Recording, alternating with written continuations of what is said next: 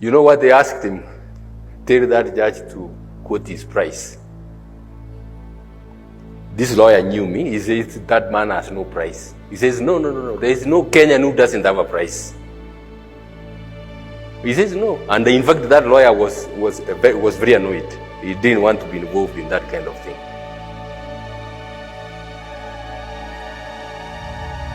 What is your price?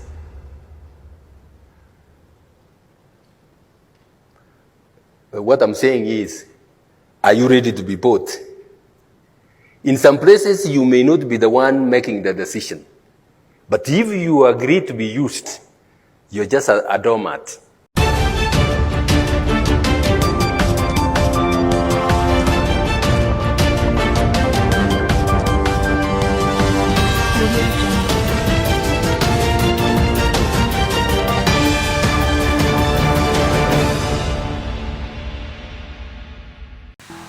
Yes, after knowing that the judiciary got almost 1 billion shillings to pass a judgment against Rigathi Gachagua, which was unfortunate, because you cannot come out to pass a ruling that there is a void in the deputy president position where some constitution cannot be met, yet with there were conservative orders. Conservative orders means that the person still holds that position and he can do his constitutional duty. There is a saying by Justice Maraga, which fits well with Justice Koome and Justice Phenomena MWILU, of saying that they have a price now. It is very clear that the judiciary has deteriorated in Kenya because of politics. That is the truth. Imagine if you are competing for a cow. When I've gone to police to report someone that he has stolen my cow, and the police comes out with a judgment that a thief or a purported thief with a cow should eat it, then we continue with a judgment to decide whether he has stolen it or not. If the judgment comes out that he has stolen, he would have taken my cow, what would the judgment say? Will you be able to give me, to compensate me or not? So the judgment of lifting the conservative orders when the case is still ongoing in court was uncalled for. It shows how the judiciary took money, and it shows the statements of Justice Maraga to show that these people have a price. So in this episode, I've come to talk about the statements which were made by Justice Maraga, what it means for our politics, and most importantly, the study materials we can learn from the politics of our nation. But before I do this, I want to let you know that if you're new to this channel, please subscribe. If geopolitics and economics is what you want, this will be definitely the right channel for you to subscribe to. For a very long time, the judiciary has acted as an arbiter in the politics of our country. In fact, after the politicians pushing for change in the democracy of our country, another institution that has made a lot of value addition in the jurisprudence of the country, in the politics of the nation, in the building of the nation, is the judiciary. Because they have made out landmark rulings to curtail those who want to abuse power. Because we are all human. Even someone who comes to tell you that he won't abuse the constitution, when he enters power, we are selfish people. There is something that drives them. So the judiciary has acted upon those leaders by passing landmark judgments to curtail people from abusing power. I can give you an example.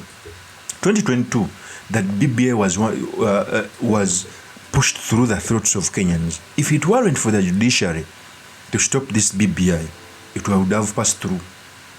So people wanted to abuse power. That was Uhuru and Raila Odinga, and they were comfortable because they held a lot of power. The same has happened when Ruto has been comfortable with Raila Odinga, and they abused the constitution. Sad is that the judiciary did not come out to hold them to account. You cannot tell me that judges like Kawira Mwangaza are still holding their position when the DP has already gone. You pass out a judgment that his position should be taken, and he continues to fight in court. What if that case reaches the Supreme Court and you say that it was unconstitutional? You would have indeed put the last nail in Gachagua's neck without holding that position. Among the judges who have ever made a ruling, which by the way is being discussed worldwide, was Justice Maraga, who nullified the 2017 election. I think he was the second in the whole world to nullify a presidential election. That's why he'll go down in history. He made statements telling you the bad things about getting a bribe, because you'll be having a price, because no one will ever trust you. And you look at Martha Koome and Phenomena MWILU, you clearly see that people who have a price. Before I proceed, let me first play with the tape of Justice Maraga when he was saying this. Yeah, is the tape. Something is brought and you are told, can you sign here? You look at it, you know what that means, but you sign because you are getting your cut, isn't it?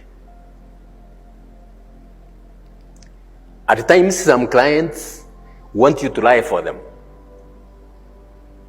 Want you to lie for them. They just buy you. You know, that's what it means. They buy you to do what they want. As soon as you do that, they have no regard for you. You're so cheap before them, they have very little regard for you.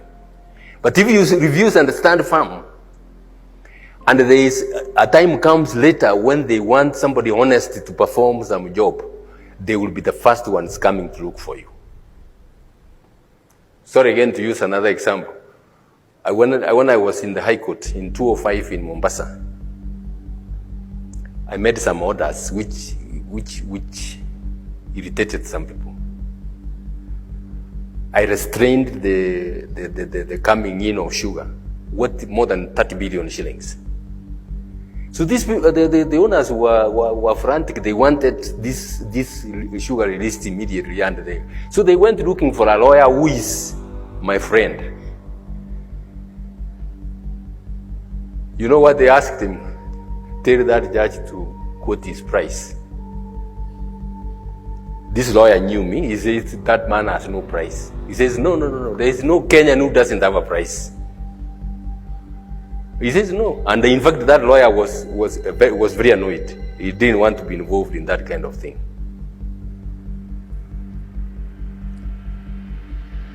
What is your price?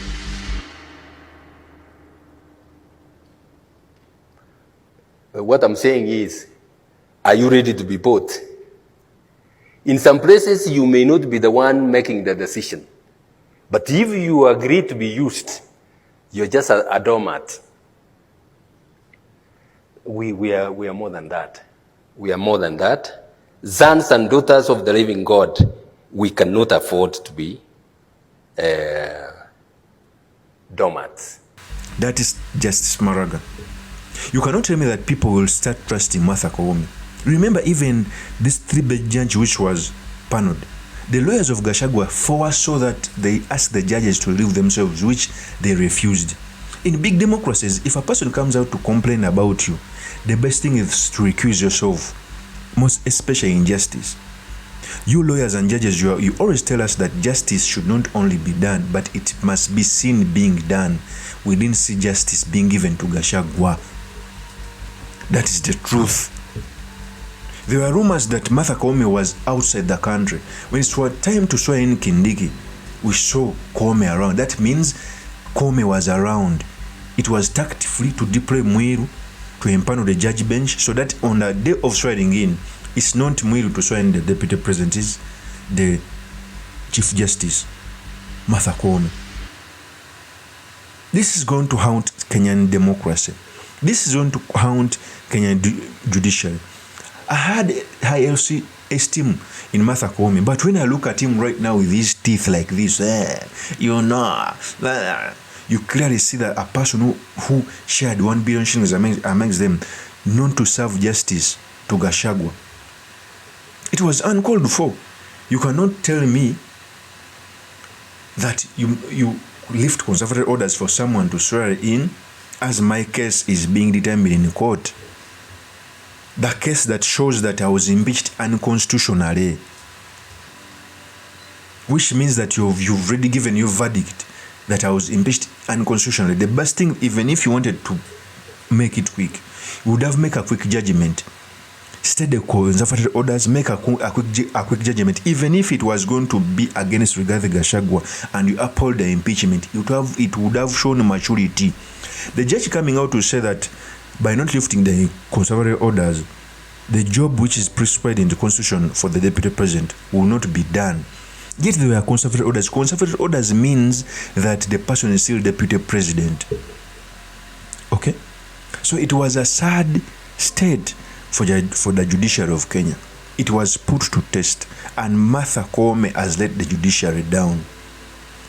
If you made a quiz in public, even those who never wanted GACHAGUA, they saw that justice was not served. Even if you didn't want GACHAGUA.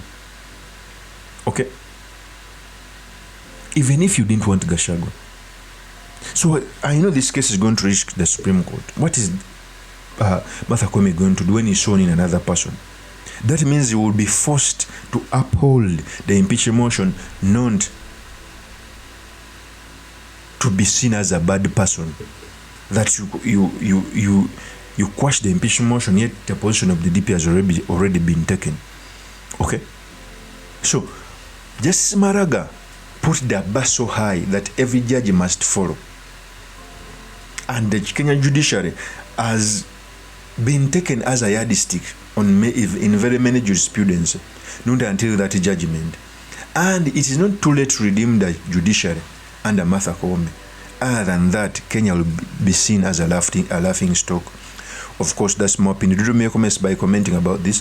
Thank you very much for listening in. If this is your first time on this YouTube channel, I implore you to subscribe, like, and comment so that I can be motivated to do more of such videos. I will see you in another one. Peace.